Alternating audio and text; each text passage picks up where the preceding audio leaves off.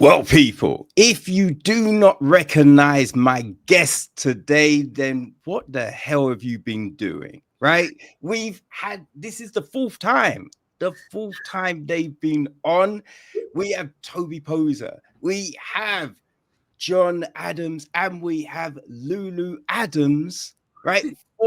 Three of the four Adams family are here to talk about the new film, Mother of Flies, and just filmmaking as a whole. Guys, it's always great having you on. How the hell are you doing? Four is a charm. We love talking to you, Kevin. Oh man, like I just ever since Hellbinder, I've just loved the films, man. Just loved the films. Where the Devil Roams, Hellhole last year, and then Mother of Flies, man. And it's funny because I remember seeing some of the images and wondering, oh, what are they doing? What are they planning? And now I see them in the film. I'm like, oh, it was this. It was for this. Great. Oh man. Yeah. How did this one come together? Because it feels like it wasn't that far after Where the Devil Roams and Hellhole, right? Yeah, we're kind of just in a fun cycle, really, of we're always talking about our next film while we're making whatever we're making at the time. So, and we're also always making films about where we are as a family. So this one just came about real naturally. I remember we were in Whitby when we decided, we were in Whitby, England, when we decided that we were going to make this one.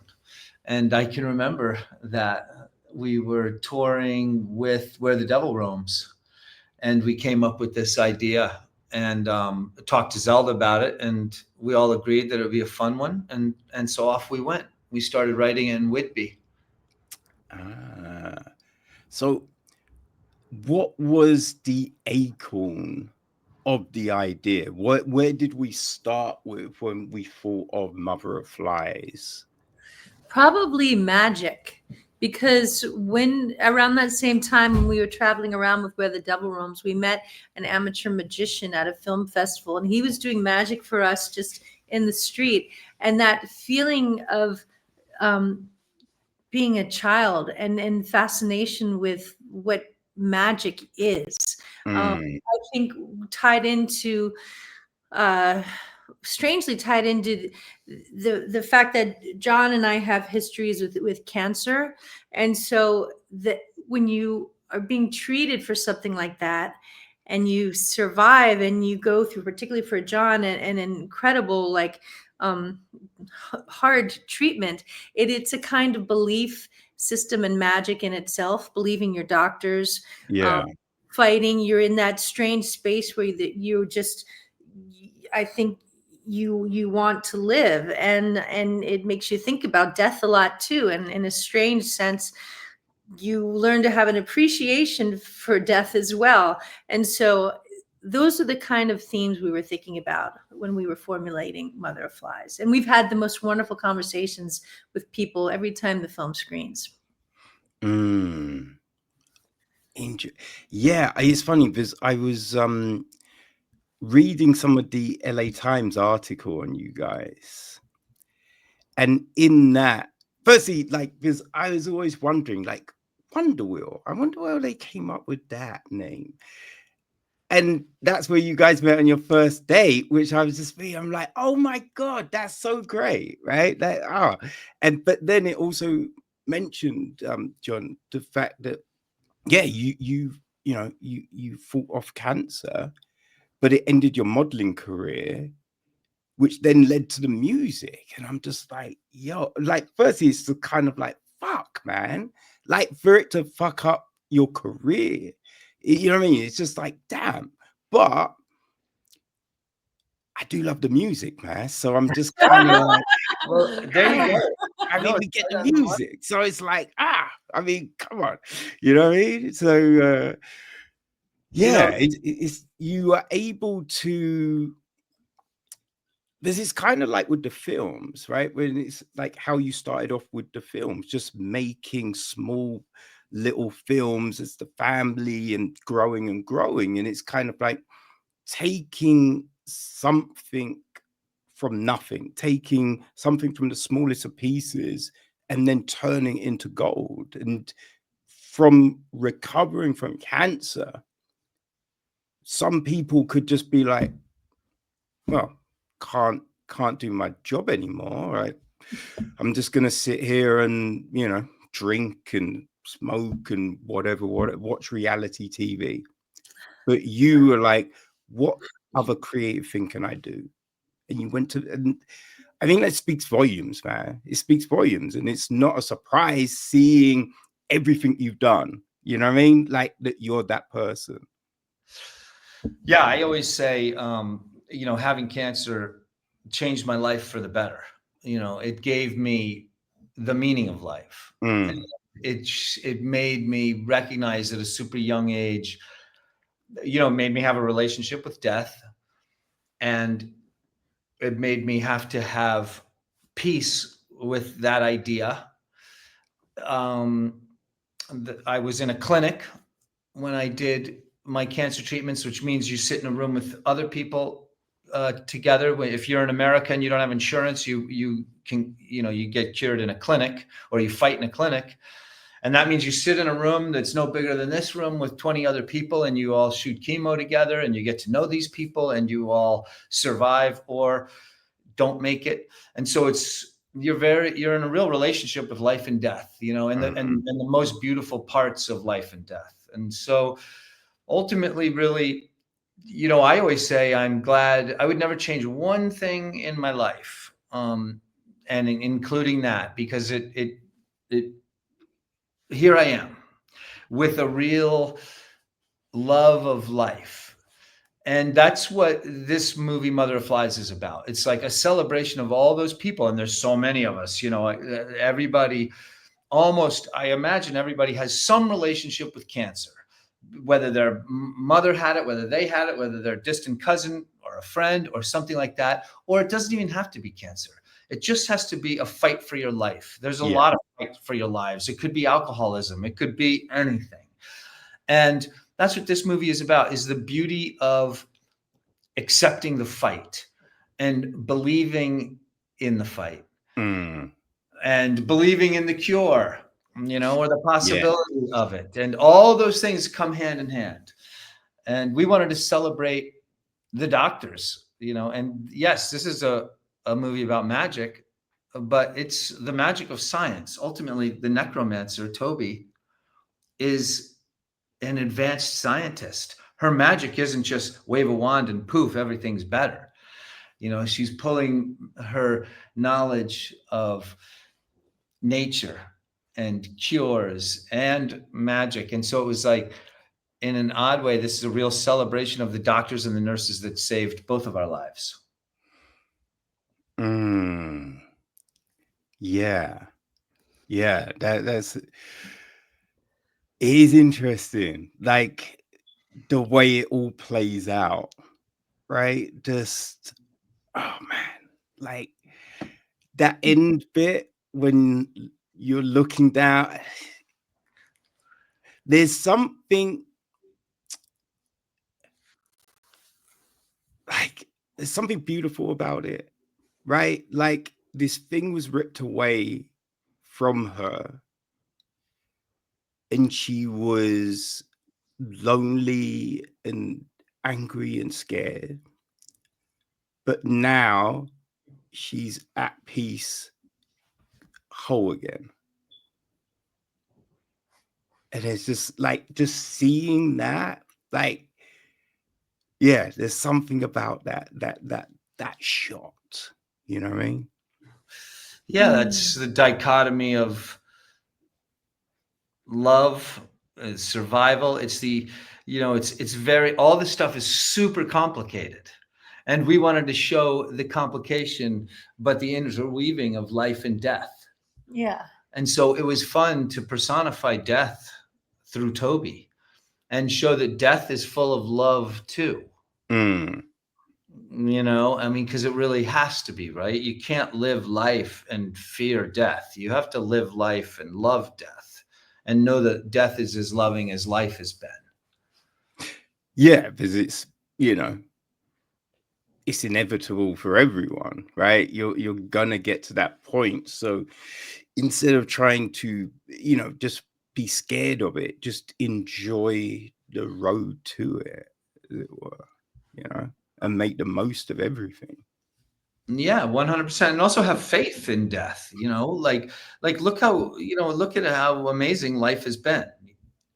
So it's important to have, I mean, at least for me, I got to have a relationship with death. I have to have faith in it. I had to make peace with it a long time ago. I know Toby had to make peace with it too. Luckily Lulu doesn't have to make peace with it yet. You have to have your own philosophies, but that's what this movie's about. And I think that's we make movies for a certain slice of the horror community, and it's a good conversation to have with them because they're open to this conversation. Yeah, and I think most horror lovers do have a pretty healthy obsession with death because they certainly watch a lot of it. They're definitely not ignoring it. They're paying to watch it.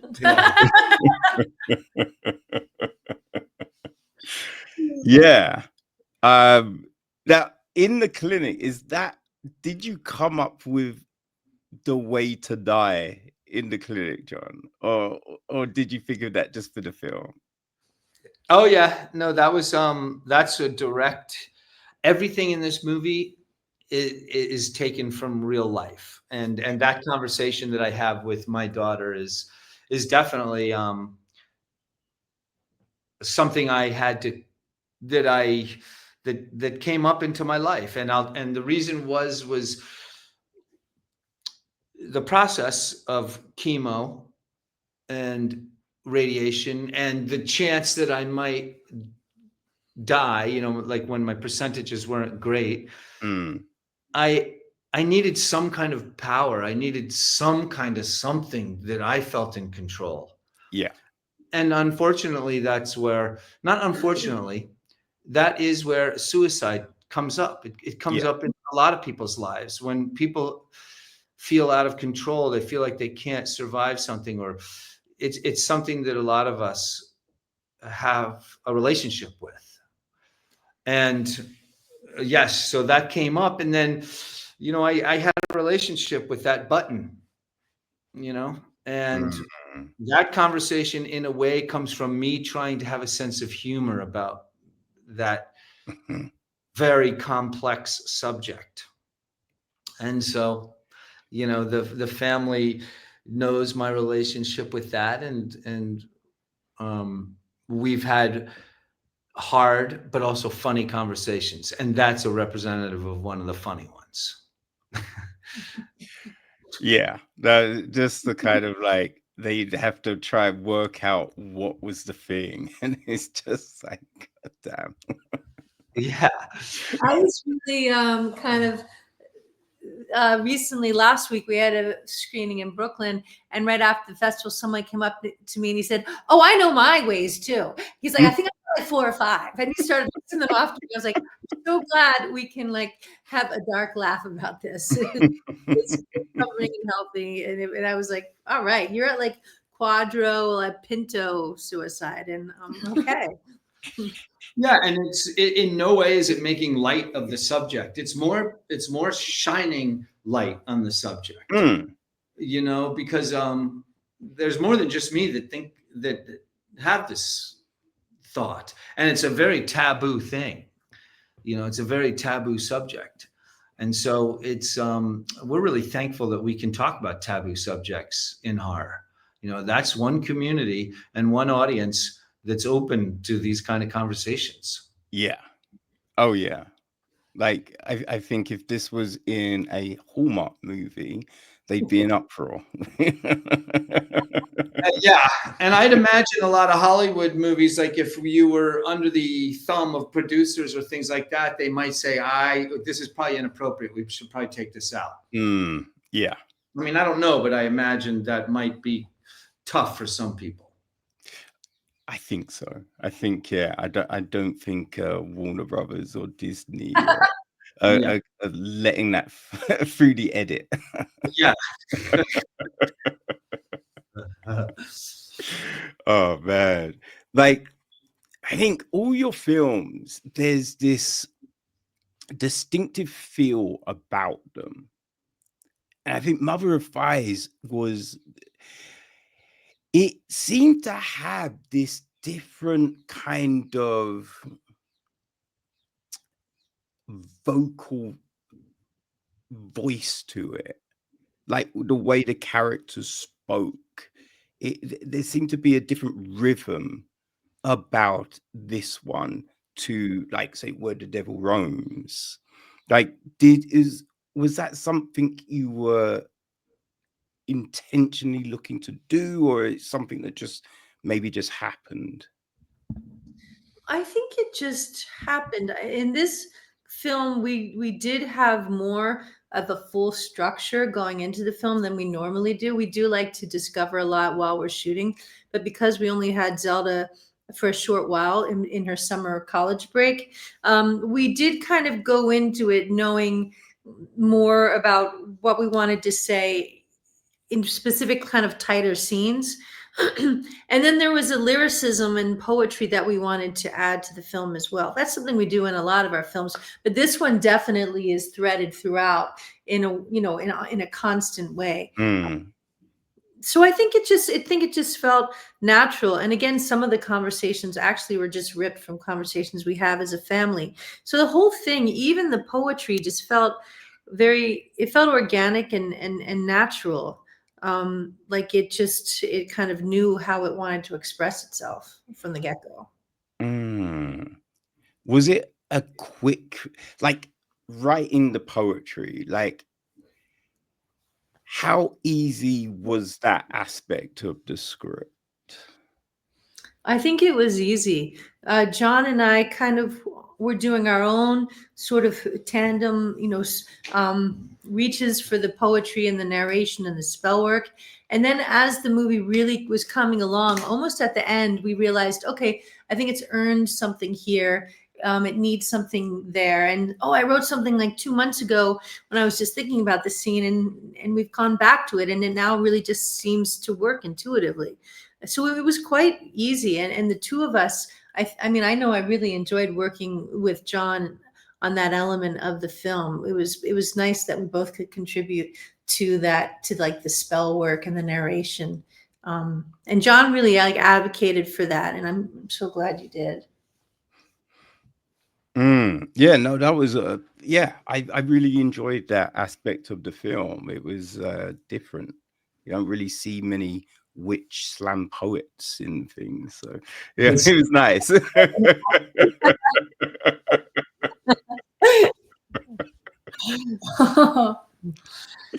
Oh man, like visually the film is just, man, I'm like, just the way it opens with that kind of bed of viscous weirdness, and then suddenly we see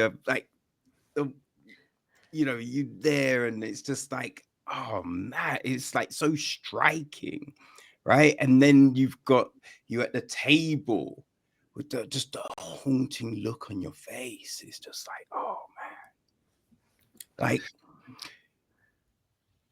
when did you go, we're starting like this? Like, how in the process did you work that bit out? I think we knew we wanted to start with the celebration of the necromancer. And so we worked really hard. We built that set. It took a long time to build that intro set, because it was quite big. It was, it was like 5 meters by 5 meters. So it was a lot of space because we shot it from above, and we talked a lot. we love opening our movies with something visceral and something strong, and something that basically sets the ultimate tone for the movie. So we knew how we were going to start, and we definitely knew how we were going to end. Right. Okay. Yeah. There is so many just interesting visuals in the film. Like the snake. Jesus Christ. Like the two things with the snake. Firstly, you in the cave, and then you baby birding Zelda with the snake. It was just like, yo. Jeez. Man, you know, that snake, it was very friendly snake, thankfully, because I'm not one of those natural people with snakes, but John's cousin has the snake called Cooper. It's a ball python, and it was actually very friendly. At one point, he had to say to me, don't move your tongue, you know, or he thinks your thumb is an animal. Don't move your thumb. God. And but beyond that, it was pretty smooth. It took a lot of love and faith in art to do it for me. I'm not comfortable around snakes, but it was so worth it.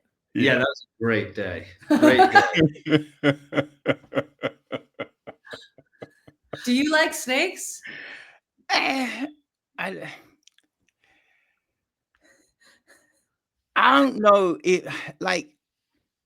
I don't think I'm not necessarily like, keep it away from me, but I'm not kind of like, I want a ton of them in my yard. You know what I mean? Yeah. We actually do have tons of them in our yard. We have literally hundreds of snakes because those rock cairns that are in the movie are real, and they are on our property right all around our house. So it's like, so basically they're just snake condos. Right.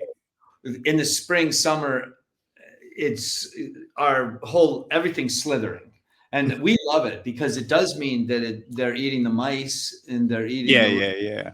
So it's actually really great, but we do love our snakes. Are they venomous or no? Oh, that's perfect. Yeah, exactly. Where we're from, actually, there's only just starting to be venomous rattlesnakes, but that's only because with climate change, the poisonous snakes are able to move up our direction. Okay. So the rocks, they're like, you didn't have to build those. We built one of them, the one that we call the witch's tit, that we built for the movie. But there's I've been building rock cairns for almost 30 years around our property and everywhere. It's something that I love doing. It's kind of meditational for me. And so building the witch's tit was just a lot of fun because it was ultimately like, it's the biggest cairn. It's the biggest kind of sculpture I've ever built. And we love it.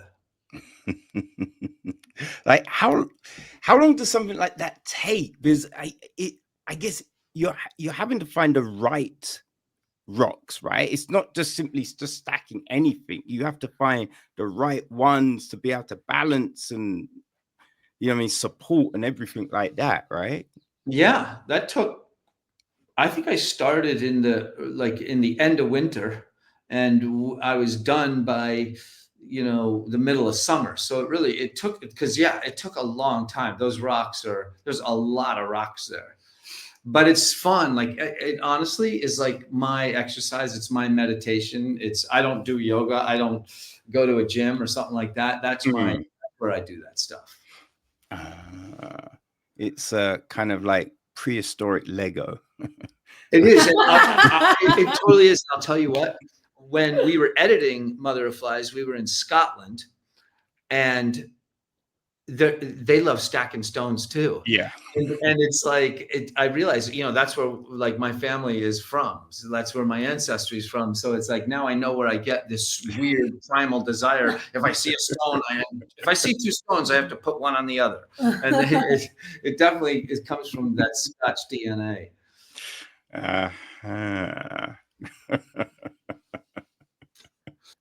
Oh man. Like what was the when you were kind of going into filming, was there a certain scene that you were most looking forward to shooting? And was there one you were most kind of like, oh, that could be really tricky? I was really looking forward to seeing what our special effects guy, Trey Lindsay, did with. We just did this kind of impromptu scene where I was lying down the roots of a tree, and I was like, John, can you just climb up there and shoot down at me, and I'm going to say this poem, and then and not knowing if we would really use it, and then hoping it would fit in, and then realizing it would. And then sending it to Trey and seeing what he did with Solveig down in the roots and kind of seeing her in decayed form was just so exciting for me. And I'm so glad that scene worked out. And another scene too, like we had shot another scene in the diner with the waitress where she reveals what happened, what the mythology of Solveig the witch. But we lost the footage, which was kind of lucky because then Lulu was visiting. We were like, Lulu, please do us a solid. We only had her for a very short time, and she stepped in and learned that monologue and knocked it out of the park. And so in the end, it was the most beautiful like fuck up because we got to then work with Lulu. Oh, that's great. Yeah. That's great that happened. Did you ever find the footage? No, we have no idea where it went, but it's true that like in a lot of the press, Lulu's scene gets written about probably the most, so it's really it was serendipitous. It was super lucky, and Lulu nailed it. And Lulu always brings a kind of humor and like an energy to all of our movies. And so it was great that this movie, especially a heavy movie like this one, has that moment like with a character like Lulu. It really kind of breaks any kind of tension for a second. Yeah, no, that was really a fun one. Like just like letting you know all about the kind of thing and see you being like, wait, no, the witch. It's just it's a vital moment in the movie. It's also a space that we shot it in as well. That's a little cabin on my Aunt John's sister's property. One of the spots that she owns, she lets us shoot in her places. And John and everybody all fixed up that space. And it's also used in our other films as well, like in Where the Devil Roams. Zelda's character has kind of a little cheeky robbing, like theft kind of scene in there. Yes. And in that shot, that's that same place transformed, kind of doctored up in this tiny little space. So it's always sweet working in the same spaces and changing it up for a whole different murderous reason.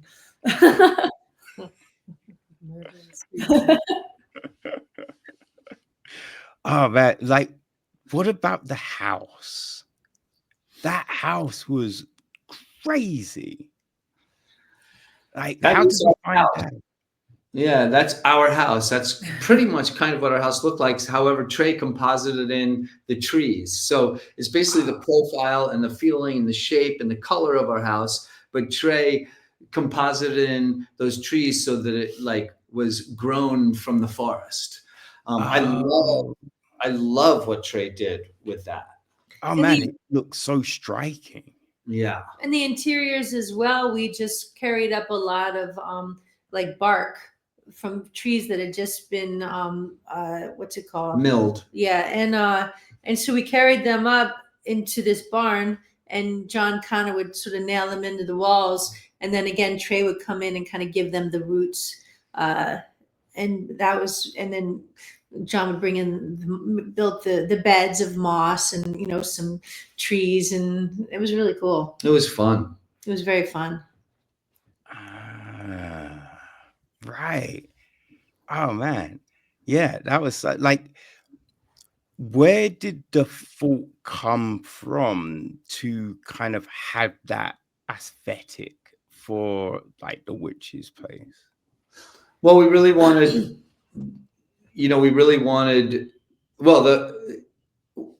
we needed to show that in fact that house, nothing is real. It's all a magic illusion. So in essence, they're really just living in the forest. And so we needed to find a way to kind of hint at that with everything, like, you know, make the forest grow through the house, make the bedrooms look like, wait a minute, why is there moss growing inside of a house? Why is there trees growing inside of a house? So it's like, you know, we really wanted to play with that whole idea. Yeah, like it's funny because I think seeing it, like, man, I was just like, yo, that's how did they find that location? This is like great. This is such a great looking spot. And it does feel like a witch would live here. Yeah. But yeah, when you say, like, because it's the forest kind of growing through. So like saying it, you're like, of course, yeah. But Richie just seeing it, I didn't think of that at all. Yeah, and you shouldn't. Like we don't want people to. We don't want to give it away. We want it to be. Why is the house like this? Like we wanted that to be a question, you know, like kind of troubling, and because in fact we want the audience to feel the same way that the father does. Yeah. And she does. You're kind of tricked, you know. You hope that the audience is a little tricked and a little confused.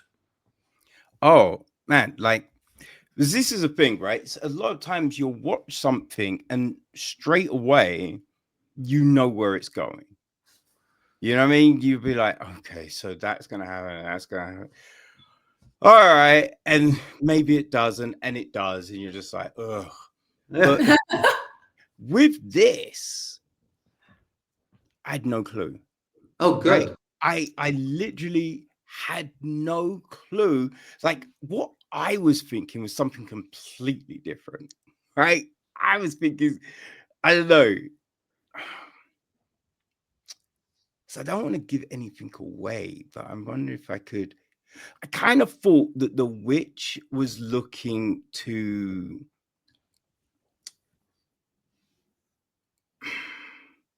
like the thing you end up with, right? I was thinking you were taking Mickey like spirit and infusing it into, you know what I mean? So you would walk off with, and then John would just be left like, no, like, you know what I mean, kind of thing. That's awesome. Well, that's cool. Yeah, I think it's good that people are left kind of guessing, and even at the end, people I think interpret the ending kind of differently. But that's we really wanted Solveig to be enigmatic, you know.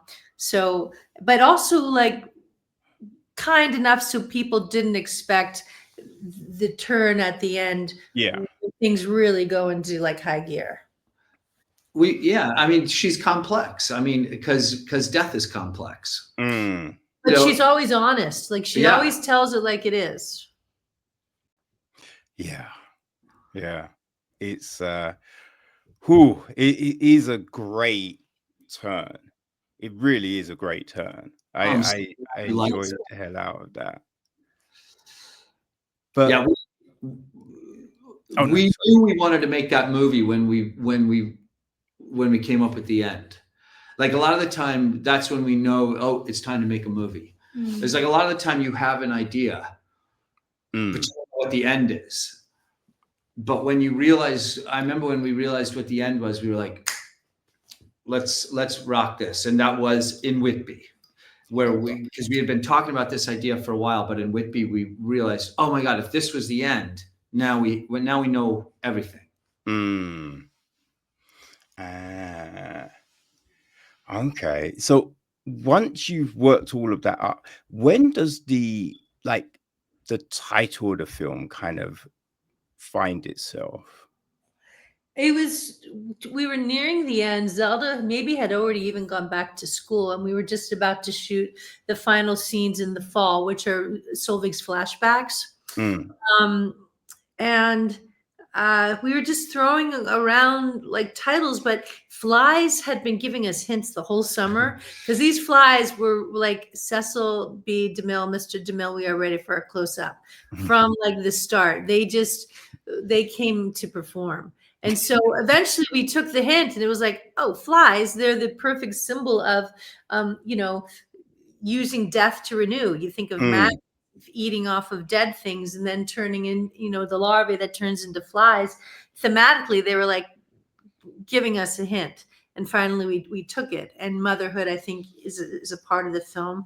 So, and we had that scene we had shot early on and hoped it would fit, where Solveig's in the forest and she just opens her mouth. And we thought we'll either be sucking in flies or emitting flies. And in the end, we thought they'll be coming out of her. So that's how it came about. It was like we just took the hint from the flies. Oh man. Yeah. Do you have any other titles? What was our working title? Do you know? Do you remember?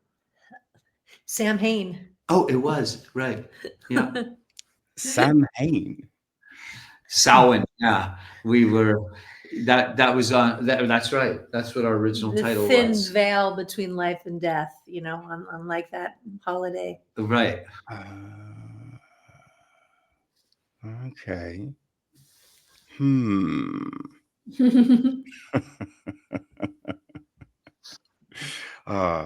Like, what did you?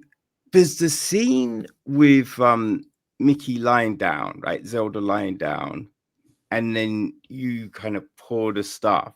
Like, how did you do that? Because that was just like, oh, god damn. Awesome. That's Trey's magic, and him telling him basically what we like to do is we like to tell Trey the effect that we want.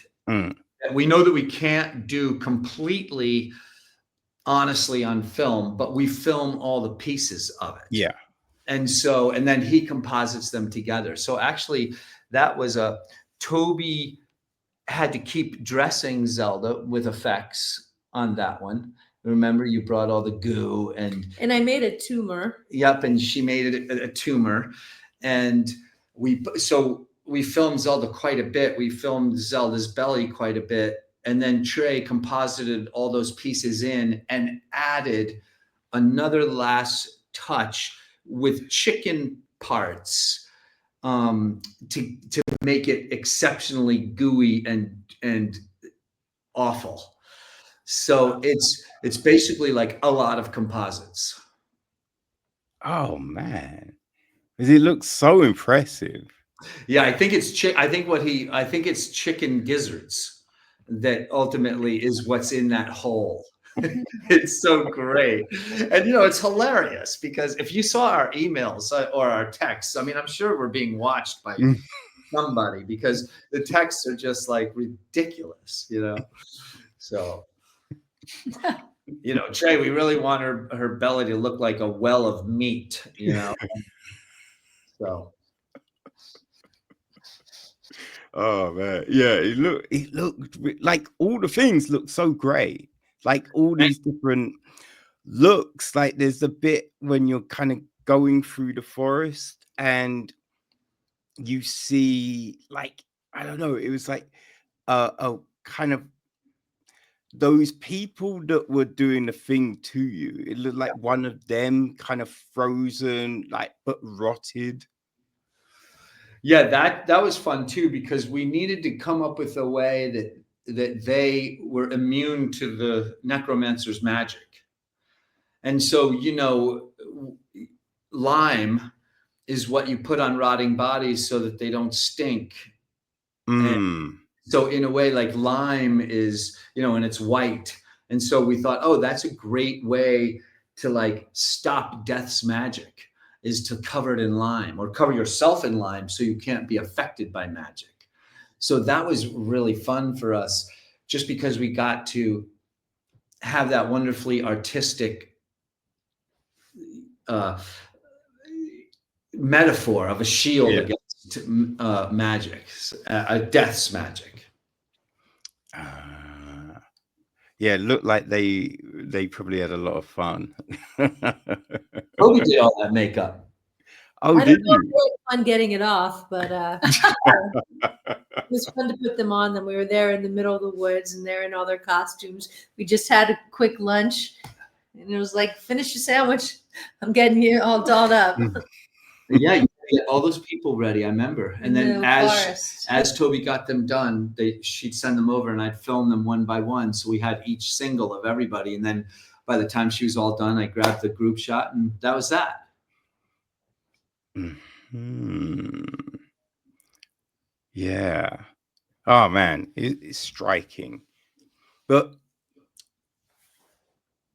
when doing all of this, at what point do the songs come?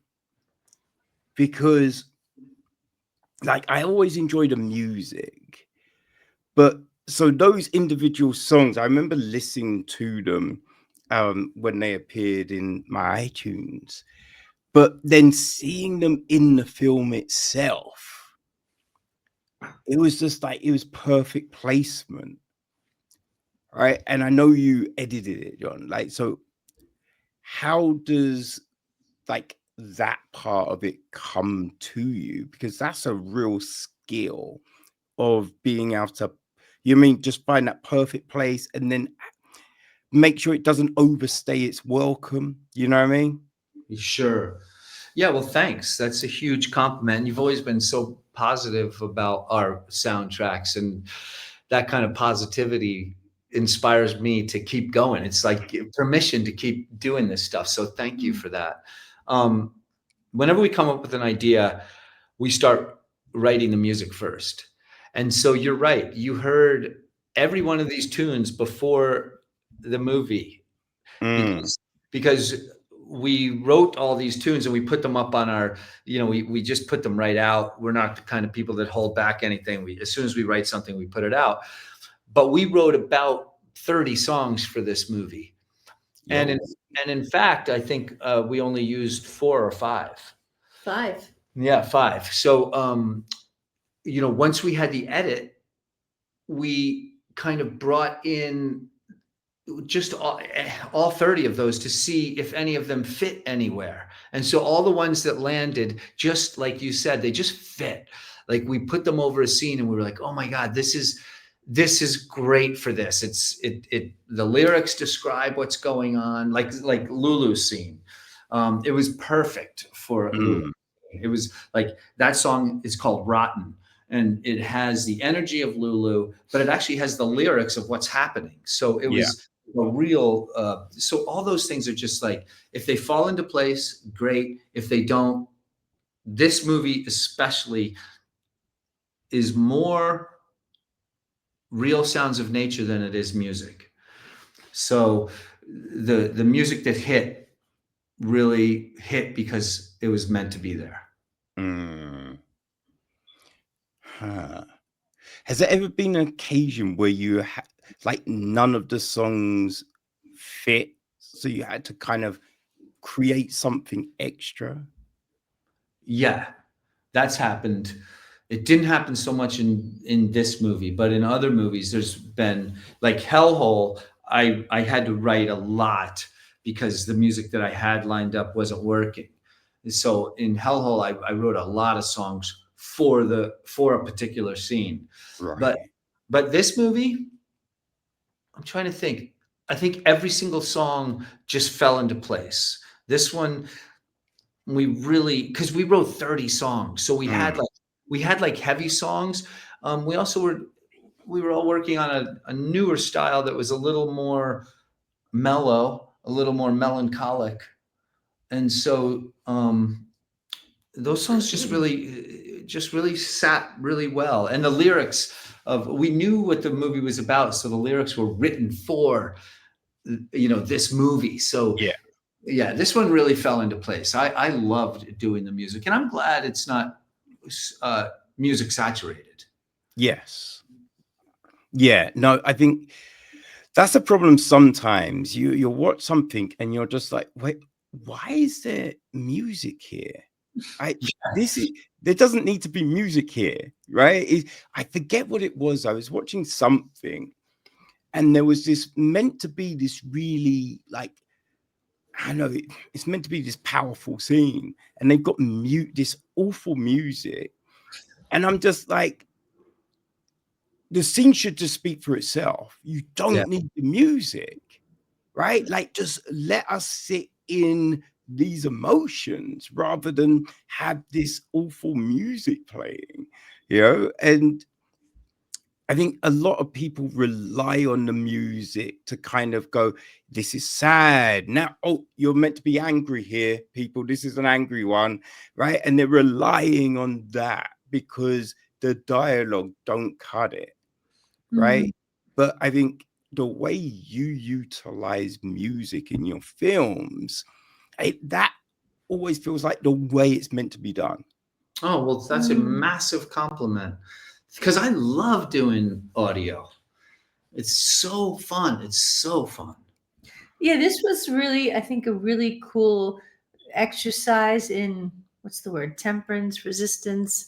I mean, John's, we had talked about it a lot, and in the end, I think it was such a good choice to only use the songs that really fed the story. So there are only 5 of them, but then John's score and sound editing in general really let nature also do a lot of sonic lifting. The sounds or just the silence, I think, work so powerfully in this film, and I kind of love that you just didn't put music there just because you could. Yeah, there was a great example of that, of the sparsity of sound design. Trey did this wonderful composite effect where Toby's character does a spell, walks away, and flies off. Yeah. And when he sent it to me, there's no sound to any of the effects he does. He just sends me the visuals. And I watched it with no sound, and I was like, wow, that doesn't need sound. Like, that's so effective. The quietness of it was what was effective. And so like moments like that were just so fun. It was a really fun movie to keep sound off. Yeah, because I think, like, firstly, you're in the forest, right? And you've got, this witch who's on her own. And you kind of think when someone is in kind of the isolation, there's no one to talk to. So they're not necessarily talking all the time or talking to themselves or, any surroundings or anything. So it's just kind of sitting in moments. So it works because you're believing in this whole environment. You're believing in the characters. And I think that's the big thing, is being able to believe in the character. Because there's so many times you'll watch things and you don't buy a relationship. You don't buy a friendship, right? You don't buy that someone, like oh my God. Another reason I was so thankful for your film, because I watched this terrible rom-com last night, and it was so bad. Like, it was meant to be people who were, dealing with this grief and trauma, but the emotion was just one note. Yeah. Like, you know what I mean? If you're finding out all of these horrible secrets about the person you supposedly had committed your life to, you know what I mean? There'd be moments of just pure grief, and then you're trying to be with your daughter so you'd be happy, and then you boom, and it'd be up and down, but it's just like boom, and it was just like, what is this? And then I had to cover a documentary about like domestic abuse, so I was just like, oh man, oh man. So then getting to watch your film, I was just like, oh, well, that helped. That lifted me back up. You know what I mean? Well, it's great that you say that, because today it's funny. I just read a review. I'm getting better at reading reviews about our stuff because it used to be too painful, but I read a review. It was a good review, but their criticism was that the father and the daughter, the way they talked about the seriousness of the situation that they were in wasn't exceptional enough. Like, they weren't sad enough. And what was funny was I was like, oh, I totally disagree with that, because our family talks about all of our issues. Like, we raise the kids to tell them all the hard stuff. Like, do you know what I mean? But in an unsaccharine or unromantic way. Like, so I'm glad that I love that you've said that, because I like the way we talk about these serious issues in the movie, like even the suicide talk. It's like, those are the kind of things that some people could say, oh, I don't think they take that seriously enough. But if you know our family, that's how we talk. But also, it's kind of like, I think watching things, you have to understand where it takes place in the timeline. Mm-hmm. You know what I mean? So it's just like, this isn't her finding out she's got cancer. Yeah. Right? If it was her finding out about cancer and you go, hey, did you hear about the chicken crossing the road? You'd be like, yo, what the fuck, man? What's happening here? You know what I mean? But you would have dealt with all of that heart-wrenching stuff ages ago. Right. So now it's about keeping her spirits up, because I'm sure you both found that if you were depressed, you felt worse. Right. You know what I mean? So to help someone get through it, you're trying to be upbeat. And if they're upbeat, it's meant to help the healing and the cure and just the process, right? So that's where they are. And they're going into the unknown, right? They're taking this leap of faith into trying this experimental thing, this hokey dookery. You know what I mean? So it's just like, it's not going to be like, oh, should we go to the forest? Right? It's not going to be that. I love it when Zelda's character's like, so what if we got to spend like, a night dancing naked under stars, with some crazy bitch? I don't care. She's like, it's great. And also, if you have, like, in the end, there's a big scene where Zelda really does confront her dad, and it's she did such a great job acting it. Both she and John did. It's such a painful scene, and if you lead with that, it's like, first of all, you're going to turn a lot of people off. But where do you have to go? That scene, that release, that really kicks into motion the momentum of the beginning of the end of the film. I'm glad you brought that up. Sorry, Jared. But no, I just want to say thank you for that incredibly well thought out thing about where they're sitting in the timeline. No, it's because, I think it's always considering those things, because like you can watch something, right, and go, I don't know if I'd act like that. But then you have to go, oh yeah, but that has probably just happened and that. So yeah, that makes complete sense. Right. Right. Of course they'd be doing this thing, or, oh yeah, they do that because this isn't the beginning of it all. Yeah. So I think you always have to consider those things when you're like looking at stuff, because it's not, you're coming in at a point. You know what I mean? You're not going from the start. We're coming in at this particular point of the process, of the journey that they're on. 100%. Yeah, I love that. But the next time someone criticizes us, I'm going to say, you have to figure out where we're coming in the journey. Oh, man. Yeah. But I'm glad you brought up that scene though, Toby, because you know what? Like, it's the scene itself is just great. But then when they're going their separate ways, like the look on your face in the car, and then the look on Zelda's face, like when that was just haunting. Like,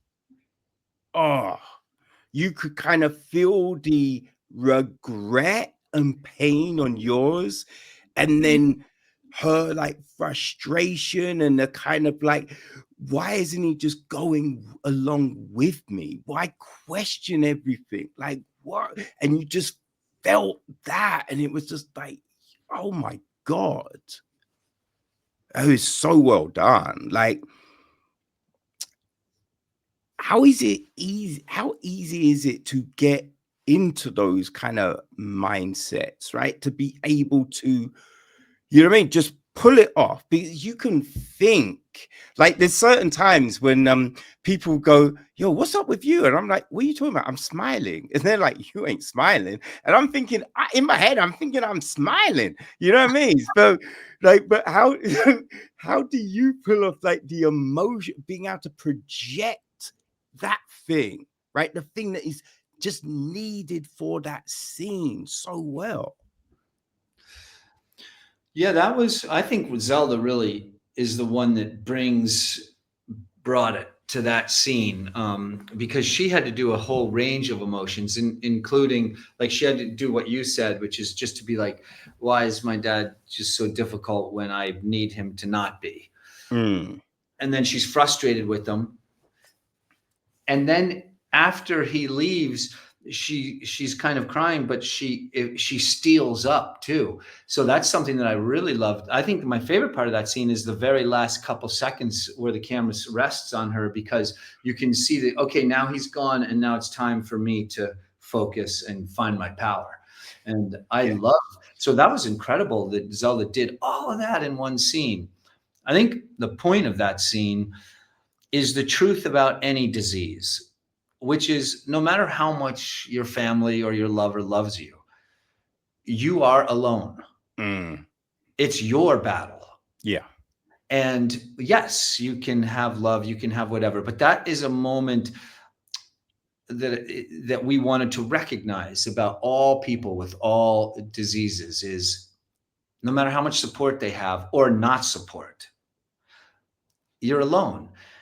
And that is the way it is. And Zelda's character seizes her aloneness in that moment, like completely seizes it, and says, I am emotionally and like I am alone. And right now I actually want to physically be alone. I want you away from me. I'm going to take this the distance. And it's just a wonderful symbolic scene to me about the heroism of people who fight for their life. And I'll add, and she says something, and she also says, and you're alone. Because also in this film, I think we also wanted to give a nod towards the person who loves the person who's dying. Because the person who loves the person who's dying or potentially dying also has their incredible journey to go on, you know, and I think we all have great respect for those people. I mean, that's a kind of alone feeling too. I'm sure most people wish that they could trade places with the person they love, you know, like, oh, if I could take the pain away from you, or give it to me, you know, let me take that pain, or be the one who's facing something so dark. And I think it's so important to acknowledge both. Yeah, you're so right. I'm so glad you said that too, because that's what is great about my line, is when I say, what do you want me to do? You want me to cry? Like it's so hard for the loving person to navigate through it, because the person who has a disease or a conflict within their body that they're fighting, they're fighting. They know what their job is. Yeah. The person who loves them is helpless in so many ways. It's like Toby said, it can almost be worse. Yeah, because you don't know necessarily what's needed, right? Do they need a hug? Do they need their alone time? Do they need a joke? Do they just need a shoulder to cry? Like, what is the thing?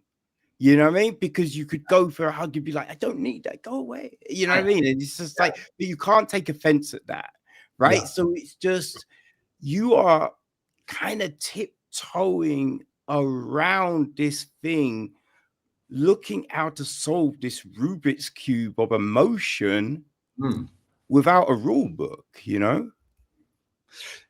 Yeah, perfect. The Rubik's Cube. It's so hard to line those colors up. Oh my God, I could never do it. I could never do it either. Yeah, exactly. That's why my daughter sent me to the diner.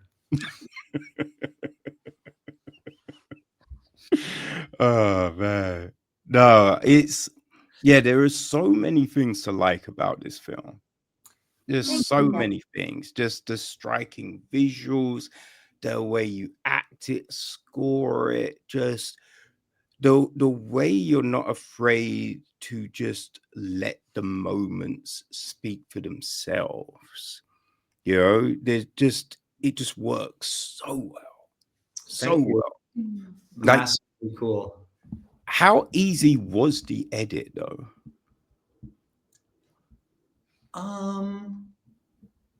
Well, I love editing. I absolutely love it. So in that respect, it was easy because I loved it. I'm trying to think if there was any hard parts to it. Do you remember if there was any hard parts to it? I mean, the only thing that was hard was, Toby and Zelda gave me so much. I could have edited scenes 5 different ways. Yeah. So sometimes that could be hard. Just being like, okay, do we want to lean to the left or do we want to lean to the right?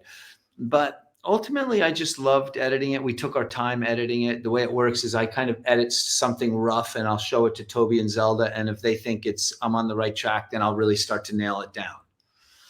And no, this was just a pure pleasure.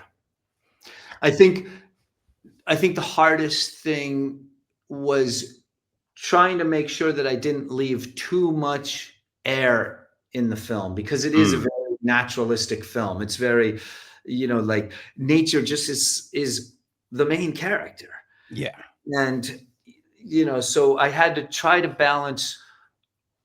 One of the things that we've noticed about the people that like our movies is they like moments. They like nature. They like things that they don't find in, Terrifier or something like that. You know what I mean, which are great movies too, but they're just different.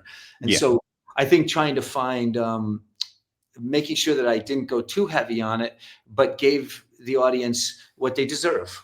Do you think, you were there for all that? What do you think? Yeah, I mean, I can't add anything. I know sound in the different spaces you worked hard on. No, I don't know. Honestly, this film felt really just like it wanted to be made. Yeah. Because what is this now? This is like, you made a ton of films, man. Like, I think it's 10. I think it's 10 features for us. Yeah. Boy. There's not many people that can be like, we've done that many films. It's great, and we hope to make at least 10 more. I hope so.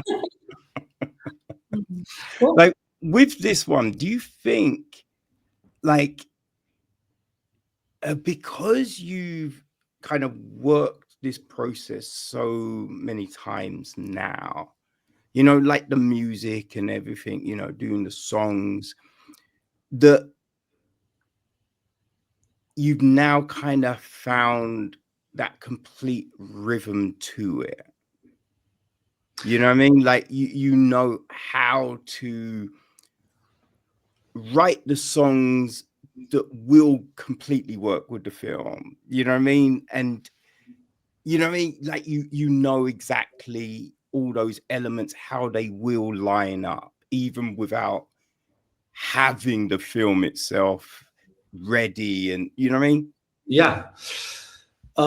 That's such a great question that no one's asked before. And I think Mother of Flies is the culmination of those 10 movies and everything we've learned. And I feel like it is kind of, this isn't a negative thing, but I almost feel like this might be the culmination of an era. of our film work, the end of an era in a sense, because I think with this one, we really feel like we achieved so many things that we've always wanted to achieve. And I think now we're all looking at taking the hourglass, because the sand's on the bottom, and turning it around and going again and kind of opening up a new color palette and a new canvas and a new, like, I feel like, because I feel like you always need to keep things wild and interesting and open. Yeah. And so I feel like this is just something, like Toby said, it was a film that needed to be made. It was a film that was easy to edit. It was a film that was easy to shoot, easy to write, easy to know. And now I think we've all of us have talked like, okay, you know what it is? It's time to turn the hourglass and try something totally new, like venture into a new set of woods. So are you trying to tell us a rom-com's the next film? Is that what you're trying to tell us, John? No, after your like review of that last rom-com, I think stay away from those. Yeah, that'd be hard. Maybe a trom-com. Yes, trauma. There we go. Oh my God, Toby, that's trauma-com. All right, I'm there for it. I'm there for that. And Lulu, like, because at first you weren't going to be in this, right? So how did that feel? Like, because, you know what I mean? Like, you're always a great part of these films. So when you're not going to be in one, what's that like for you emotionally? You know what I mean? Because you get to, because I always just love when Zelda posts something, there's always that cheerleading comment from you. Like underneath, like, yeah, go get it, Cheryl. You know what I mean? There's always something. You're always there. So I imagine, like, even if you're not in it, you're still there cheering for it. But do you often just think, man, I wish I had time to be in this one? You know, it's so funny that you notice my comments. I feel so seen because sometimes I write blasphemous comments on my sister's things, so I'm gonna keep that in mind. But you're watched. Yeah, I'm being watched. Watch what I do. But you know what? I always know in some way that I'll be involved, just because of part of being the family. That I know that there's always some kind of subtle effect, and that I'm going to be invited into things. And what do you think of this scene?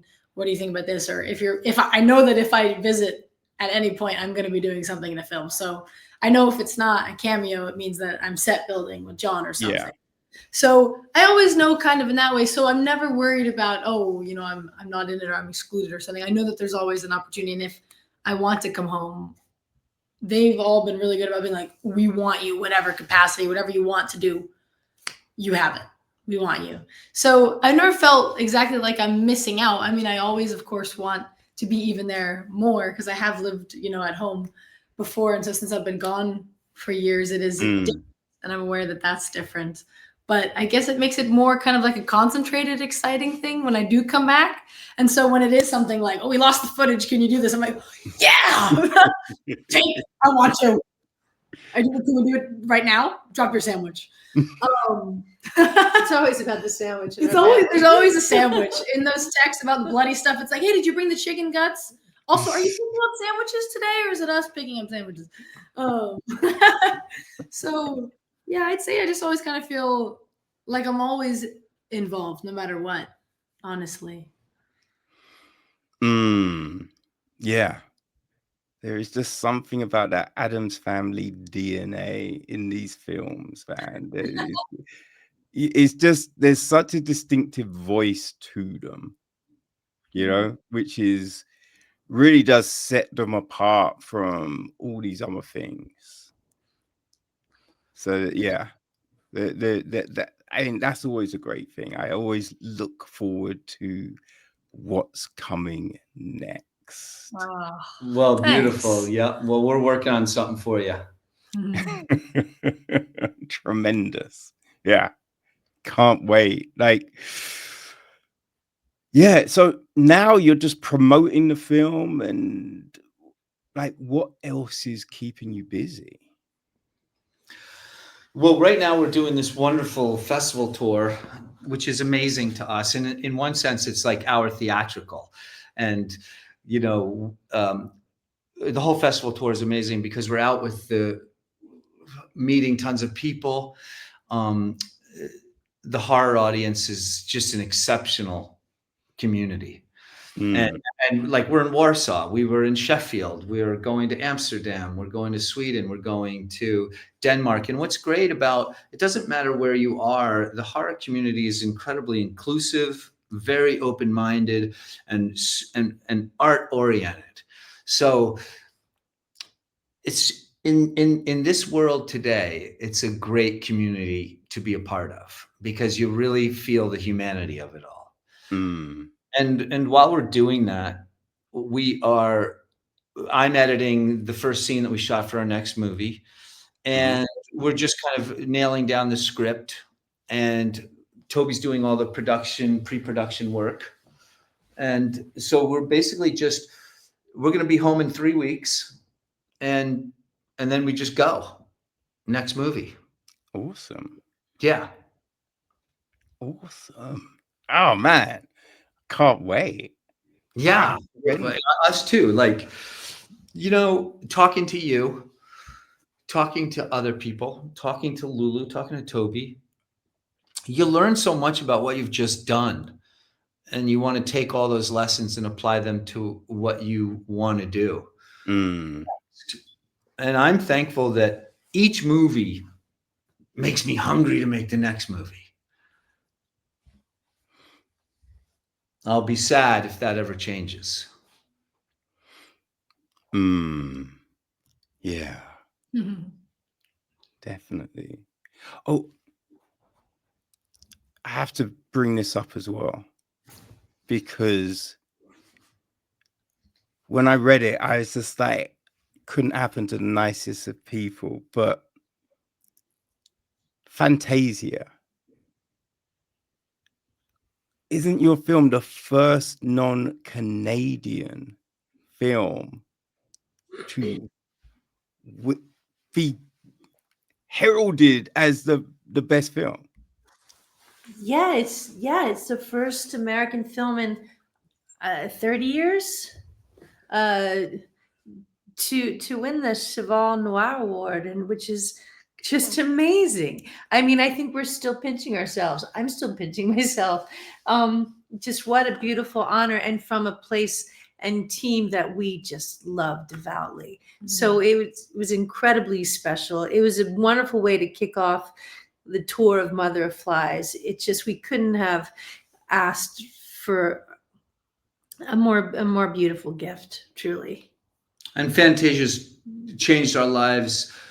They already have changed our lives so many times. Like, Fantasia is the film, the festival that premiered The Deeper You Dig, which that changed our filmmaking life. And they invited us into a room that we had never been invited into before. And they opened that door to us. And so Fantasia will always, always be so special to us. It's just incredible people. And Mitch Davis has put together a wonderful community and a wonderful festival that doesn't just change our lives, it changes so many people's lives for the better. Yeah, I mean, the films that they have, man, it's so, just the breadth of it all, right? Their program, the shorts, it's just, and yeah, everyone I've spoken to who's been there are just like, it was such a great experience. So I feel like we met you through the Fantasia the first time we were there. I feel like that was our first connection with you. We talked there, if I'm correct. I think so. Yeah. Like right after Hellbender, probably. Yeah, I believe that was the thing. So it is always, Man, when I look at the program and then I see Adams, I'm like, oh shit, there's a new one. Okay. It's always fun because it's just like, can we get another conversation popping? You know? We love talking to you. So we feel the same when we see your name in our email box. Thank you. I appreciate that. But, yeah, no, this is great. You know what I mean? Like I just knew because, you know, it was the big 400. I was just like, oh, this would be perfect to have this conversation for this moment. So That's wonderful. Congratulations. Yeah, that's amazing. Wait, how many years have you been doing this? Oh man, I think I can't remember if it was 2016 or 17. All right. But yeah. But it's kind of like it's probably been more than 400 when you factor in all the festival episodes and everything like that. But it's definitely 400 of the echo chamber proper, as it were. Beautiful. 400 lucky people. Yeah. 400 slices of the virtual cake we are baking you right now. I remember candles. The last time we talked to you, we were in the Midwest or somewhere because I remember we had to park a car and we were trying to keep it quiet. Yeah. And so we parked in front of a church. Yeah. Like Colorado or something like that. Yeah, it was somewhere in a town because we walked around and we found service, so we knew we had to stay in this town because we were traveling. It was a great talk. We did Hellhole. Yes. Oh man, yeah, I enjoyed the hell out of Hellhole. That was fun. Yeah, thank you. You were super positive about it. It was really nice. Oh, you just keep on making great films. You know what I mean? It's easy to talk about a great film, man. What other films have you loved this year? Ooh. I really enjoyed The Return. Oh, I haven't seen that. Yeah, it was like the last part of the Iliad. So because I think everything up to that point had been a bit hadn't really been grabbing me. There'd been some okay things, but that was the first. And then straight after that, we had Sinners, which was just fantastic. Yeah. Oh, what else have we had this year that was really good? Did you like Bring Her Back or? I didn't see that. I didn't. I think the problem with Bring It Back was the screenings were at night. And I'm like, yeah, I'm not going to a friggin' horror at night. Like, are you crazy? You crazy? Like, so yeah, I was like, I'm gonna wait so I can watch that during the daytime. But I did see Weapons. I thought Weapons was very good. Yeah, I liked Weapons. It was fun. Have you seen Begonia yet? Not yet. I was meant to see it during the London Film Festival, but I broke my ankle last year. Like I broke all the small bones in my ankle and foot. And it's still extremely painful. So I had to skip a load of films because I just couldn't walk in the morning. So I wasn't able to see it, but it's out on Friday. So I'm going to go to the cinema and see it. Great. Yeah, we saw it at Fantastic Fest. We'll have to hear we won't say anything. We'll hear your opinion after you watch it. Like you say, you couldn't walk in the morning, though, specifically. It sounds very vampire-like.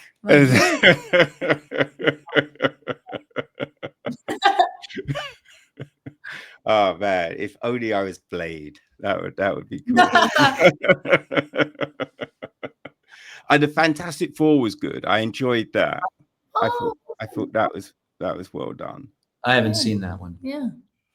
Yeah. I can't think of any other films though, because I know there's definitely been some good ones, but I can't think of them, but that's I mean, the thing is, like, a lot of the time, a lot of the indie films that I get to watch for the podcast, I enjoy more than the big studio films. Yeah, me too. Because there was one called The Demon Detective that was really good. I really enjoyed that one. And I think we had, I think Clone Cops was this year, and that was really good.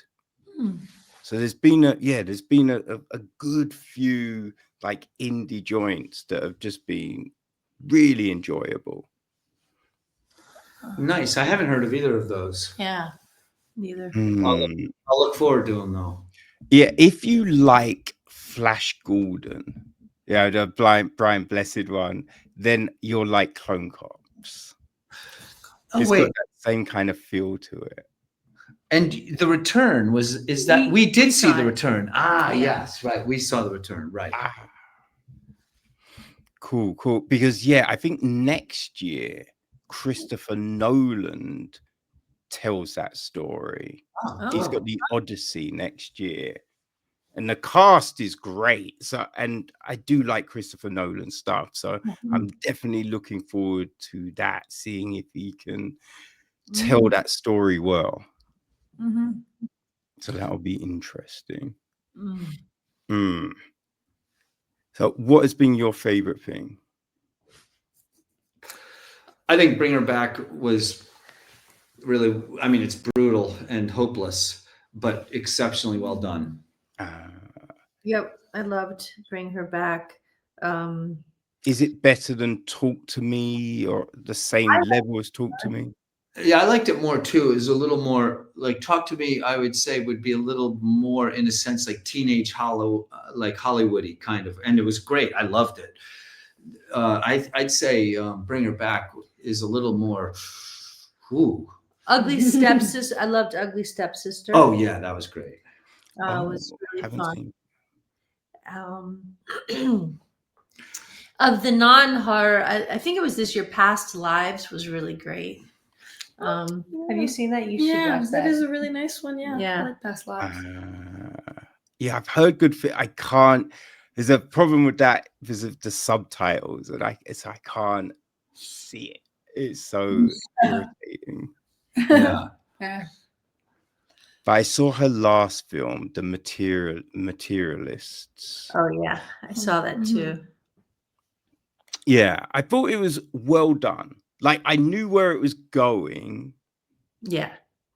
But I thought it was well done, and I thought it was interesting that they actually looked at the kind of transactional approach to relationships, because a lot of people do that, but the only thing we ever see is, I saw your eyes across the room, and you know what I mean, like that kind of thing. So it was interesting that we got this approach, you know.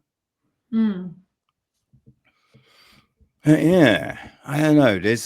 I'm looking forward to Frankenstein. I want to see what Del Toro does with that, because he does make good films. I enjoyed it. Yeah, I love the Frankenstein story. I'll watch any Frankenstein, and I enjoyed it. Yeah, it's a fun one as well. It felt very intimate. I watched it a separate time from you, but it felt very, like, without giving more away, it felt like there was so much about romance of all kinds of relationships in that. It was really lovely. Yeah. Cool. I look forward to that. Oh, what did you guys think of Nosferatu, by the way? I think I probably liked it more than you did, I guess. Well, go. I mean, I liked it. I'll watch anything that he makes. I kind of thought the ending was beautiful. I thought the final moments were kind of beautiful. Obviously, it's so sumptuous to look at. I liked it. I mean, I'm The Witch is my favorite of his films, but I liked Nosferatu. Okay. It's really well done, and I liked the ending, but I think I was a little surprised that he didn't, like, he almost stuck to the original almost too close for me. Like it's kind of like a Hollywood version of the original, which is Right. fine. Like, which is totally cool. Like, and he did it exceptionally well, and all the actors gave it their all, and it sounded good, looked good, was good. But I was surprised because I thought, oh, this will have a new take on it. It's not like he said he was going to do a new take, so that was just me. Okay. Yeah, I saw it in a cinema, but I didn't realize it was subtitles, so I have no clue what actually happened. So I was just watching the visuals. So I thought it looked good, but yeah, I need to watch it again so I could try and work out what actually they're saying to each other and all of that jazz. Yeah, it did look good. It was very classic and lovely. Yeah, that part, I think that was for me the top part of it. Okay. Awesome. All right, people. Well, I'm going to let you go. And I have to go to work, unfortunately. Yeah. No. I know. It's such a pain. Originally, I wasn't working, but then they booked me in, so I have to go. But I think last time we talked to you, you were having a little bit of trouble with work. So it's nice that you're doing rocking and rolling. Yeah. It's not the work I want to do technically, but at least I can pay my bills. So I'm very thankful for that. Yeah, you can be grumpy, but eating food while you're grumpy. Yes, exactly.